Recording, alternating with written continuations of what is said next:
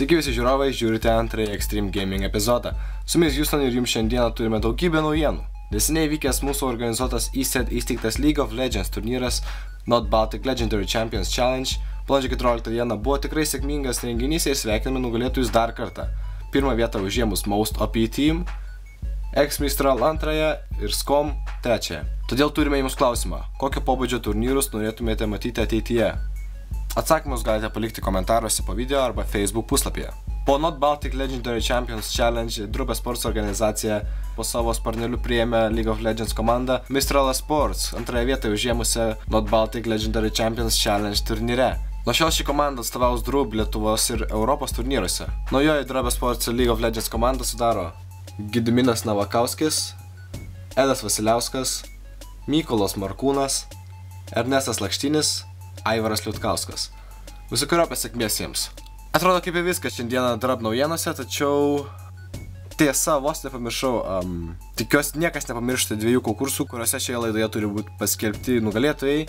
Ir nugalėtojai laimės SteelSeries 4 HD ir SteelSeries QCK Diablo 3 kilimelius.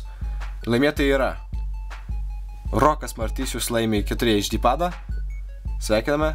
Ir Tomas Meškauskas laimė Diablo 3 QCK padą.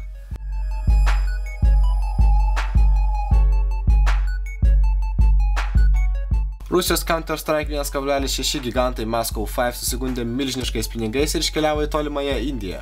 Deja, tačiau paaiškėjo, jog visas renginys visiškai netitinka standartų. Mediniai salai, nesujungti ir netvarkingi kompiuteriai bei nepalankios oro sąlygos. Atidėliojami turnyrai išmušė iš šviežių rusų komandą ir šį Indijos gaming festivalį pavadino tikrų fiasko. Tokios pačios nuomonės lieka ir didžioji dalis elektroninio sporto gerbėjų.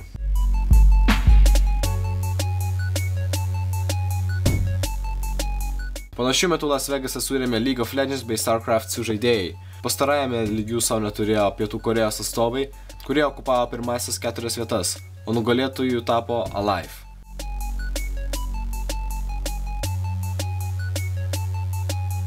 League of Legends turnyre kovėsi 8 ekipos, tarp kurių buvo vos viena Europos komanda iš Prancūzijos.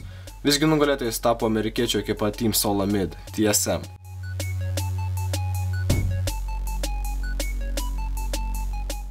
Dota 2.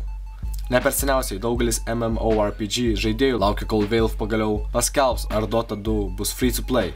Kitaip sakant, ar tai bus nemokamas žaidimas. Balandžio 20 dieną Gabe'as Newellas paskelbė, kad žaidimas bus free to play, tačiau žaidimo sistema turės vingių.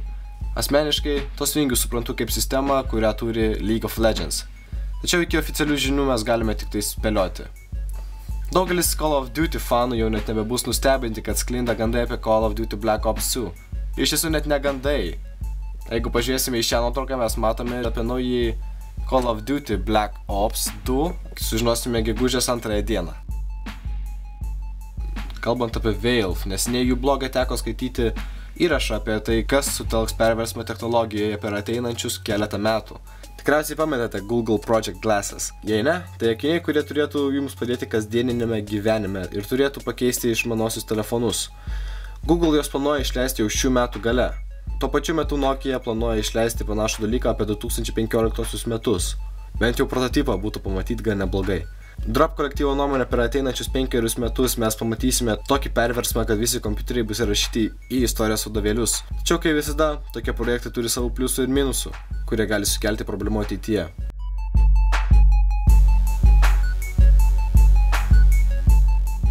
Tokia šiandienos mūsų laida. Prisijungite prie mūsų grupės Facebook'e, užsiprenumeruokite mūsų kanalą, kad peržiūrėtume mūsų laidas ir neatsiliktume nuo naujienų žaidimų pasaulyje.